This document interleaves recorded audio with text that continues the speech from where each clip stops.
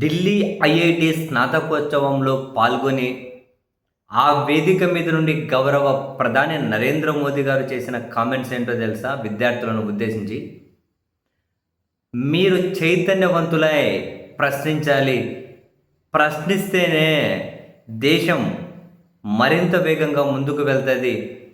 అందరూ ఆమోదించిన అంశం అయినా సరే మీరు దాన్ని ప్రశ్నించాల్సిందే, ప్రశ్నించే ధైర్యాన్ని తెచ్చుకోవాల్సిందే.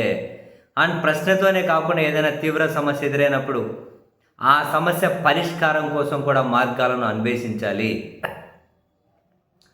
ప్రశ్నించడం ద్వారానే మనం ఏదైనా సాధించగలుగుతాం. అందరూ ఆమోదించిన అంశమైనా సరే ప్రశ్నించాల్సిందే.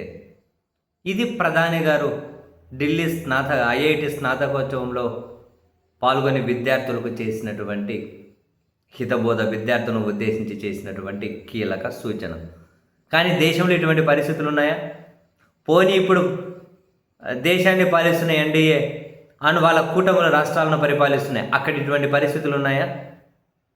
ప్రశ్నించే వాళ్ళను ప్రశ్నించనిస్తూ ఉన్నారా? అని అవన్నీ పక్కన పెట్టండి. ఇప్పుడు ప్రధాని నరేంద్ర మోదీ గారు ఎప్పుడైనా ఒక మీడియా సమావేశం పెట్టారా?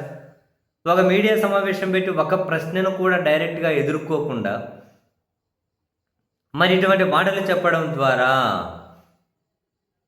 విద్యార్థులు నిజంగానే ఇది ఒక స్ఫూర్తి నింపుతాయేటువంటి మాటలు.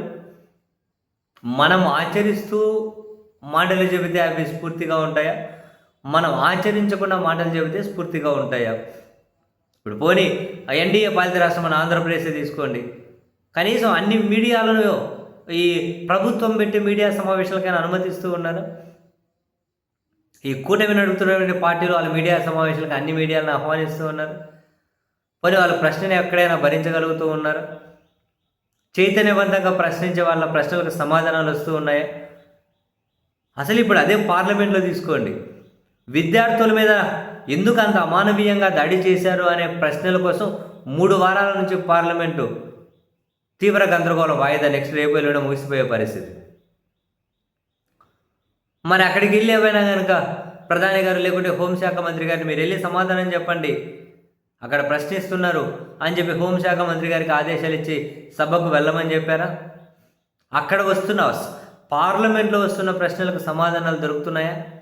ఎవరైనా సమాధానాలు చెప్పారా? మరి ఎట్లా? ఎక్కడా ప్రశ్న ఎదుర్కోవడానికి పాలకులే సిద్ధంగా లేరు. ఇప్పుడు ఎన్డీఏనికి పెద్ద అయినటువంటి మోదీ గారే సిద్ధంగా లేరు, వాళ్ళ ముఖ్యమంత్రులు సిద్ధంగా లేరు, వాళ్ళ పార్టీలు సిద్ధంగా లేవు, వాళ్ళ ప్రభుత్వాలు సిద్ధంగా లేవు. మరి విద్యార్థులు ఎవరిని ప్రశ్నించాలి? పౌరులు ఎవరిని ప్రశ్నించాలి? సమాధానం కోసం ఎక్కడ వెతుక్కోవాలి?